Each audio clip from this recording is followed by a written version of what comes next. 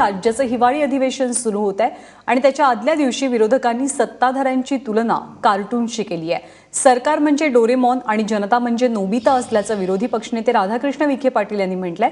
अधिवेशनाच्या पूर्वसंध्येला विरोधकांनी नागपुरात संयुक्त पत्रकार परिषद घेतली।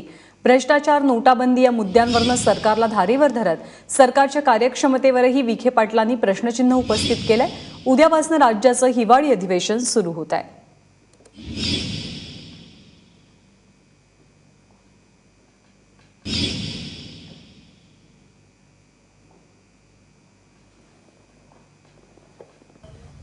प्रत्येक वेळी संकटामध्ये ज्या पद्धतीने डोरेमॉन आपली या ठिकाणी पोतडून एखादं नवीन गॅजेट काढतो